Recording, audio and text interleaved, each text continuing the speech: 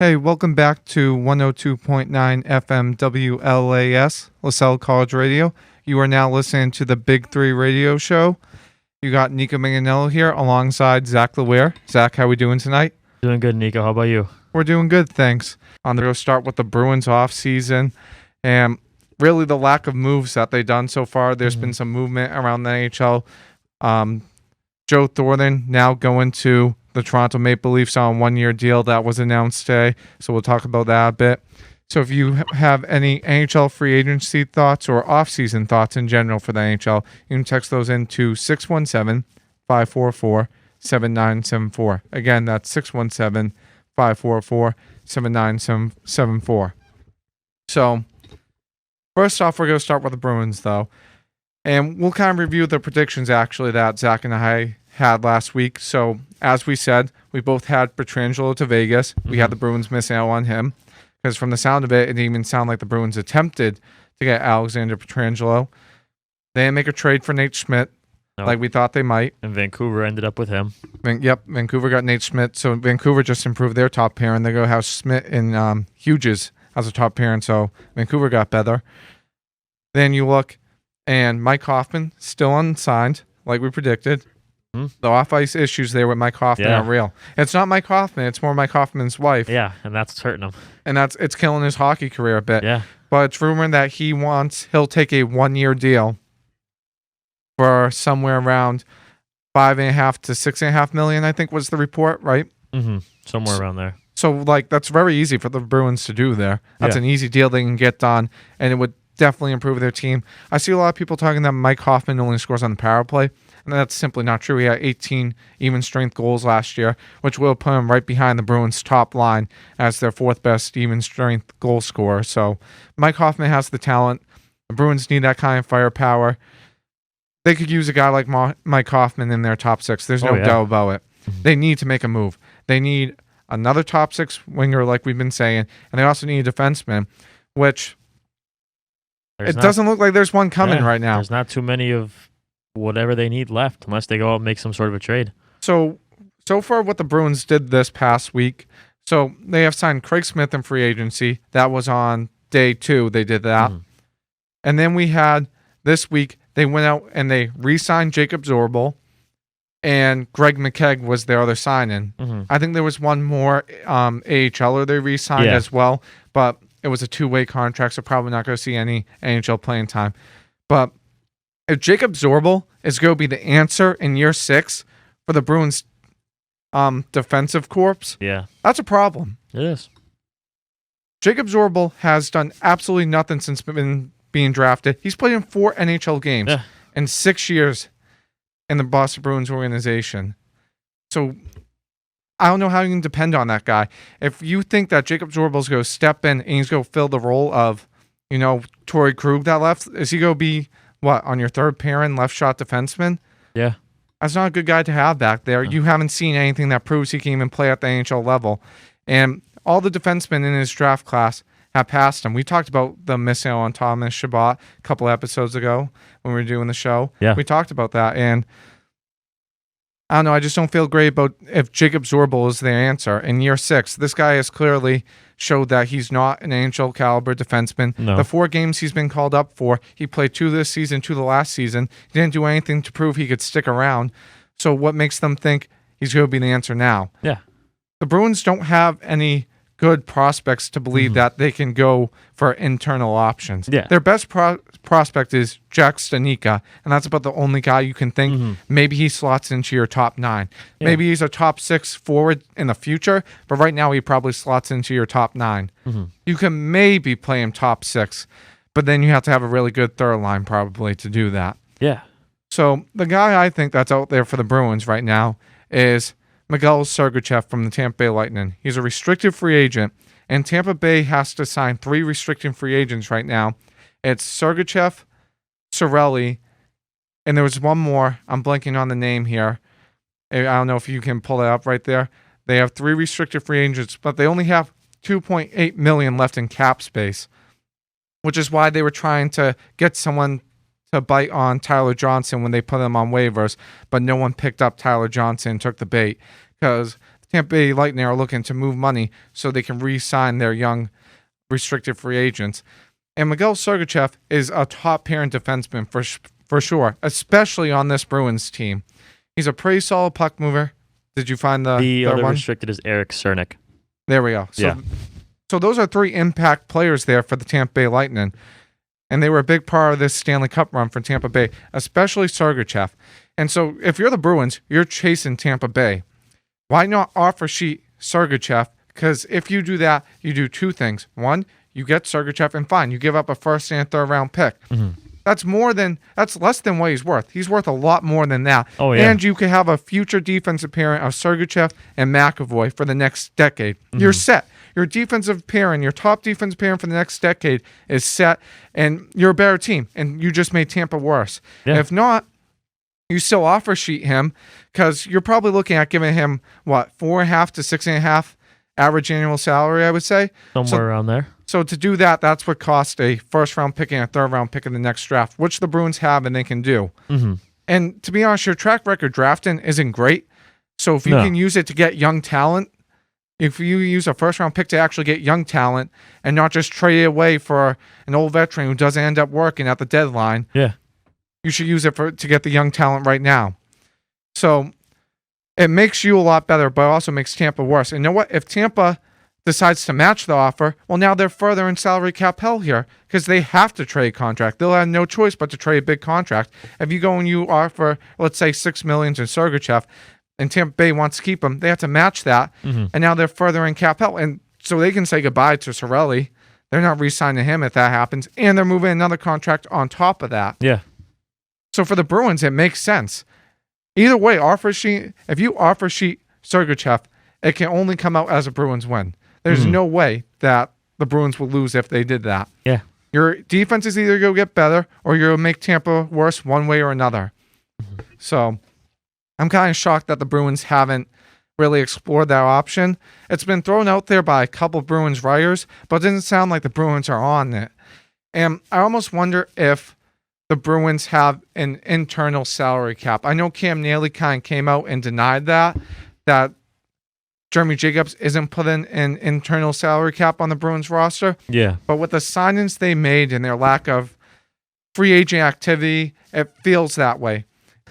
And as promised, we're going to start talking some Revolution Soccer here on 102.9 FM WLAS, LaSalle College Radio. And if you want to text in any thoughts about that, you can do so to 617-544-7974. And we already did get one text come in, and the text reads, because Bruce Arena is the coach, I'm going to be optimistic that the Revs are going to have a deep run this year, especially if Carlos Hill comes back. So the Revolution right now sit 5th in the Eastern Conference, and they're doing pretty good so far. They are 3 points out of 3rd place right now. So with a win, the Revolution, with a win and a Columbus and Orlando loss, the Revs can move up into 3rd place in the Eastern Conference. As of right now, the Revolution are guaranteed a playoff spot, and they'll avoid the play-in games. So the way the MLS playoff structure is working this year, because it's a shortened season, from the Eastern Conference, they are going to take 10 teams, and 1 through 6 are going to get automatic playoff spots. And then 7 through 10 are going to have to play each other. So 7 plays 10, 8 plays 9, and they will play for the remaining 2 playoff spots. And everything will be a 1-game knockout. And then once you get into the actual playoffs, it's a 1-game knockout again. So, and you'll have 1 versus 8, 2 versus 7, and will be a straight bracket the whole time. So right now the Revs are 5th in the Eastern Conference, so they will play the 4th seed Orlando as of right now. So this may be the year where it's the easiest for the Revs to win because there's no fans. It makes away games a lot easier. There's also a chance that they go into a bubble again for the playoffs, and if they do that, that means no travel. So what seed you are, it doesn't matter, because when it's a 1-game knockout each game, it's a very difficult thing to win if you are one of these lower seeds, as we saw last year. It's really hard to go and win multiple playoff games on the road and get all the way to the cup You got to win, was it like 4 road playoff games just to get to the MLS Cup? Yeah. At that point, you're asking a lot there. Mm-hmm. So this is definitely set up in favor of the Revs because they're a team that really, they don't often finish in the top 2 or 3. They're usually around the 5th or 6th. Usually, to be honest, they're further back. And so they're having a really good year with Bruce Arena and his first full year as head coach. Another thing with these one-game knockouts are, it really helps if you have a really hot goaltender who can just catch fire and carry you. And right now, that's exactly what the Revolution have in Matt Turner. Yeah. Matt Turner might be the best goalie in MLS right now. Oh, yeah. I think, actually, I mean, when we saw his stats in the game against Montreal, He has the highest save percentage. Yeah, so technically, he's up there as the best goalie in the MLS. The Revolution have also given up the second fewest goals all year. They only given up 16 goals in 18 games. They're giving up less than a goal per game. Yeah. And a huge reason because of that is Matt Turner. Because a lot of those points and like a lot of those tied games that they've had are because of Matt Turner. Matt Turner has been fantastic all year, and he could be the starting goaltender for the U.S. national team. There's a good chance. I believe it's between him and Zach Steffen.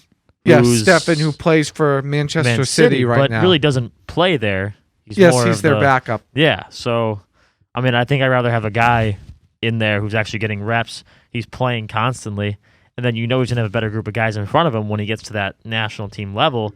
So someone like Steffen, who's, even though, yes, he's with Man City, he's in the Premier League, he's not playing. He's kind of just sitting back and watching everything. Yeah, I completely agree on that. Yeah. If I were coaching the national team, I would give it to Matt Turner because, you know, he's the guy getting constant game reps, you know, every single week. Mm-hmm. And so you do have that. So that's a huge advantage for the Revolution. And when you look at their team, to win the MLS playoffs, you need to have a deep team. Now, obviously helps that they're not doing the 2-legged games, because when they used to do the 2-leg playoffs, and, you know, you would play one game on the weekend, then you play again during the week usually. Mm-hmm. But to start out, at least, you really needed an extremely deep team. Even now, though, it's a lot of games that are going to come up really fast, so it does help to have a deep team still with the one-game knockout. And that's what the Revolution have. They have a ton of attacking options going forward. Yeah. They have Adam Buska, who just had a goal and assist in the last game, who looks like he's starting to get a bit more comfortable with the Revs. Adam Buska is clearly very talented. It's just about the Revs learning how to play with him. A lot of times you saw the Revs early on in the season, they were just playing balls to get him in and have him run. He's not a guy who's going to run onto the ball. He's best if you play the ball right to his feet. He's really good at holding the ball up. He can play off other guys really well. And if he can continue to build a connection with Gustavo Bo and now Lee Win, that will really help the Revs going forward here. Yeah. I thought he was really good in the last game, and he's clearly an intelligent player. He's got some skill and can definitely finish.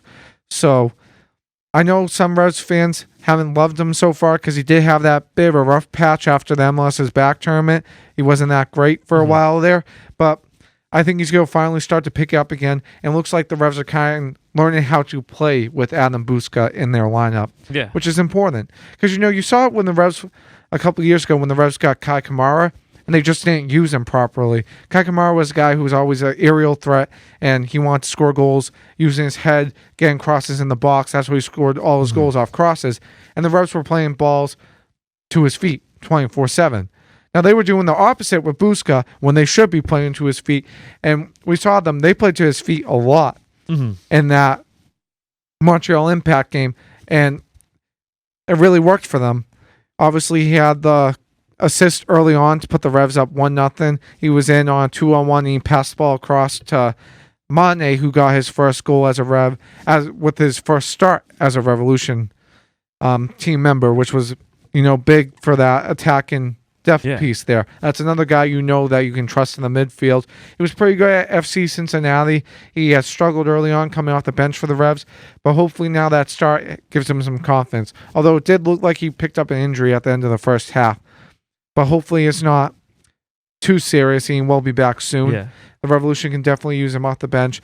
Then you have guys like Gustavo Bo, who you're trying to get back healthy. He should be healthy and ready to play next game. Yes. If not by that, he'll definitely be ready for the playoffs. He came on as a sub last game. He did come on as a sub. So you're trying to get him back to 100% fitness before the playoffs start. And he definitely should be. To be honest, he's probably going to start the next game and play 75 minutes, I would guess. Yeah. If he feels ready to go, that's probably where he is on track. And he's definitely the Revolution's best player when healthy. I don't think it's that close. Unless you're counting Carlos Hill, who may actually come back this season. Originally, it was thought that Carlos Hill would be out for the season, but Bruce Arena said that they're not going to rule him out for the season. He's back at the Revolution training ground. He's back in New England, and he's getting ready to try and make a comeback here. And Bruce Arena said it is possible we see Carlos Hill in playoffs. Yeah. And that would be a huge add for the Revolution. It increases their depth, of course. He comes back. He's obviously going to probably start when he comes back. It does. And then that would push someone else to the bench, which will help them more. So you're talking about a guy like Lee Wynn or Kelvin Rowe coming off your bench. Yeah. And it will be interesting to see what they come back, because Lee Wynn is definitely more of an attacking mid. So it will be interesting to see how they play with that. What they could always do is you could push Bo out wide and you can let Lee Wynn. If you wanted to play it, you can play a 4-4-2 and you have a 4-4-2 with the diamond, and you have Carlos Hill as your attacking mid. You have Bo as one of the outside mids, and then you have Lee Wynn playing as more of a false nine up top, and you have Adam Buska playing as your actual striker up top. So Wynn and Carlos Hill could constantly be switching back and forth who drops in to get the ball in the midfield and kind of control the play. Yeah. It would be interesting to see the Revs try to link those two up together. And then you can always put a guy like Diego Fagundes or Kelvin Rowe on that outside mid across from Gustavo Bo or even Christian Padilla. Yeah. So there's a lot of options. Right now, Christian Padilla isn't healthy, but if he gets healthy again, it will be really beneficial for the Revs in their attack. If the Revs are healthy, they have a lot of options. Yeah, and it kind of sucks, too, that Padilla got hurt, because it kind of looked like when the MLS season had first started, he was terrible. He was out of shape. He didn't look he was good. Out of shape. But then when MLS back came on, he looked a lot better. He clearly got in much better shape. He looked like the guy who first came to the Revolution in his very first year. He looked like that guy with all the potential in front of him. Yeah. That's what he looked like. He looked ready to prove it. And he looked pretty good. And then obviously you have Tommy McInerney too as a bench player who can come off and give you some offense as well. And then like we said, they have Mane. They also have Tajon Buchanan, who's another option. Yep. He's a pretty good player. He's good. Young, second year. Just has to work on his finishing. That's it. He's really good. Yeah. He can do everything but finish. So there's a lot of options there for the Revolution in terms of their attack. Yeah. They have plenty of guys there. And, the rest of their options are pretty good as well. In the midfield, they have Scott Caldwell defensively. Kelvin Rowe can play in more of a defense position in the midfield. They need him to. Luis Caicedo should hopefully be getting healthy soon, so that's another option. Matt Polster has played really well as a defensive mid for the Revs so far. And then defensively, in that back line, they are actually pretty deep, which is something the Revolution haven't had in a while, because you have Henry Kessler and Andrew Farrell when healthy. They're a fantastic center back pairing. And then you have guys like Alexander Butner or DeJuan Jones or Brandon Bye playing alongside them at outside back, and they're both great. All three of those guys are great. Personally, I like to see Butner and Jones out there the most. I think DeJuan Jones is really good. He does a good job getting forward in the attack and giving the Revs some offense. And the Revs are definitely a team that like to keep the ball and have the possession because they're that good. They have the players to keep the ball and to attack that they don't need to be playing defense the whole time like in years past.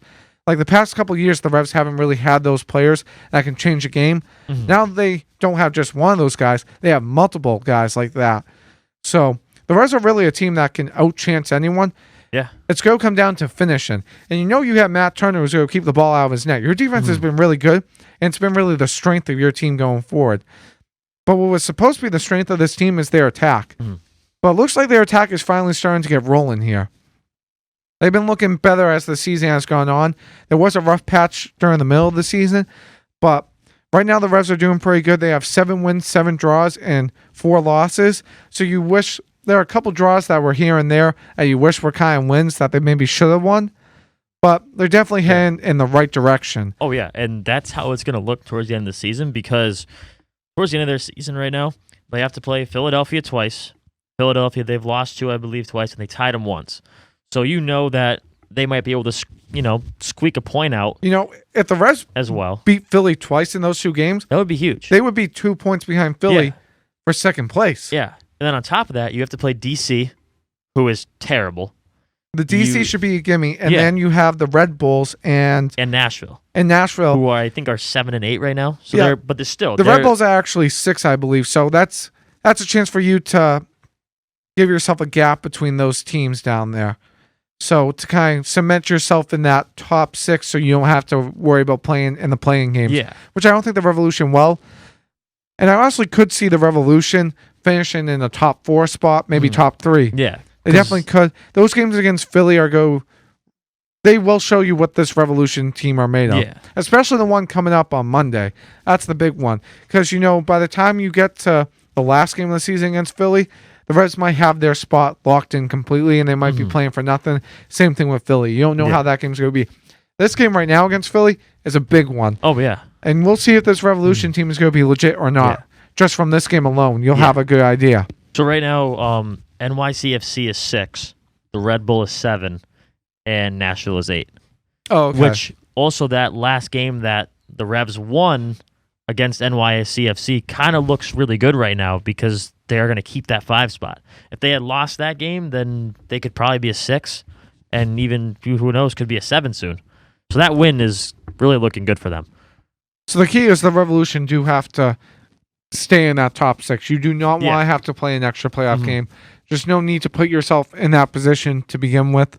And really, when you look at the teams in the East, there's not a team in the East that you look at and say the Revs aren't as good as that team. No. In the East, all the teams are pretty much together, and that's why the standings are so close, because the Eastern Conference teams are only playing other teams in the East. Yeah. Right now, Toronto FC sits on top of the East, but what you have to remember is Toronto FC had the luxury of, right after the MLS's back tournament, all the Canadian teams were just playing each other. The 3 teams in Canada, Toronto FC got to play Montreal and Vancouver every other game. They were just playing those 2 teams, switching back and forth between them for a while there. So they were able to rack up points on two of, kind of the dog crap teams in the Eastern Conference. Yeah. So, and then, on top of that too, they played Toronto very recently. Only lost 1-0. I would say that they've played Philly hard all year. You don't know what you're going to get out of Columbus because Columbus just lost to FC Cincinnati the other night. Not to mention Toronto's going to get worse because Michael Bradley has come back, and Michael Bradley sucks. Like I talked about on the show last year.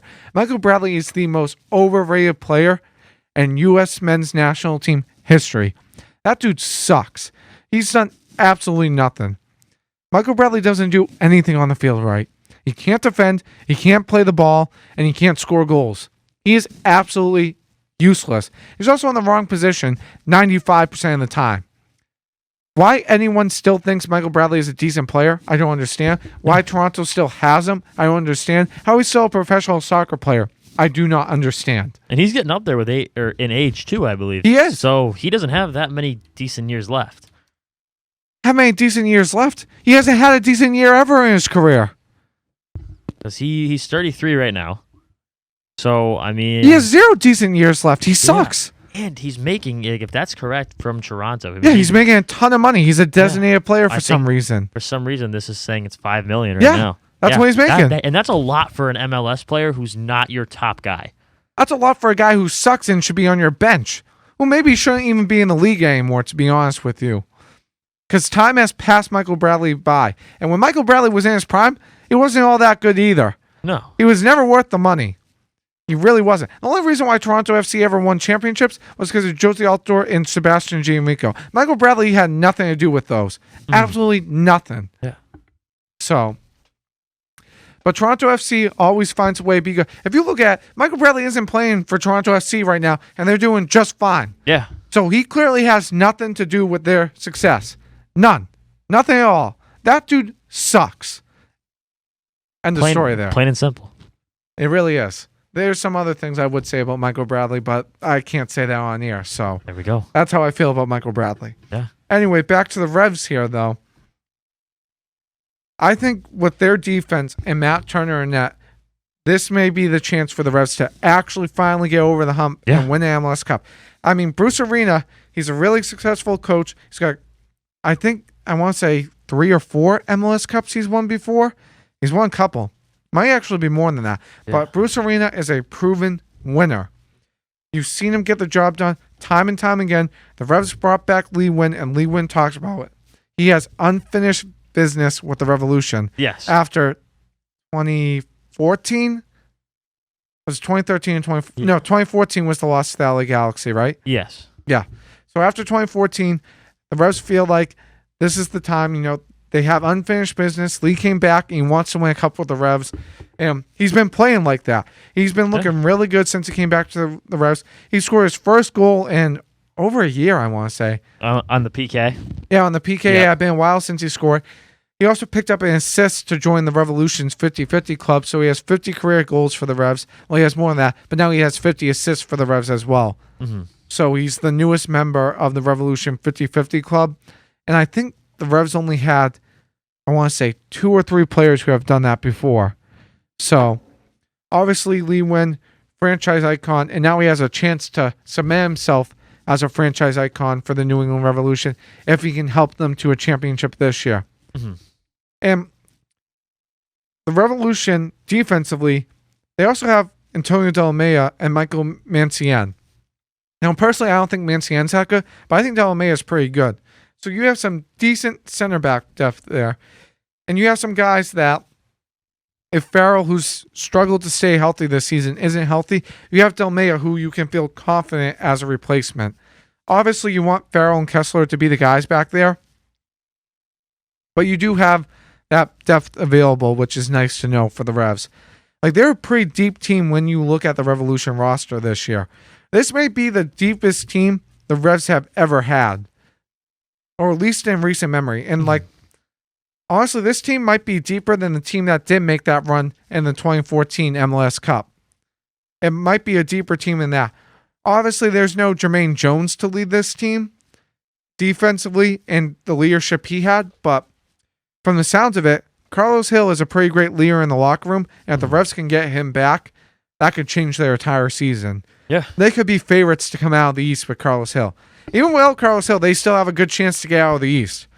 But I think if Carlos Hill comes back and he's 100% and he is what he was last year, the Revs should be the favorites to come out of the East. And I think they will.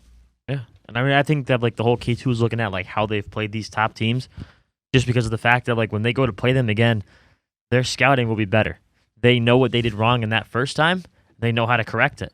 And as long as they can finish, they'll be fine. Because in most of the games, that's the thing. Yeah, they create a ton of chances. Because in the games that they lost against those top teams like Toronto, they didn't score against Toronto.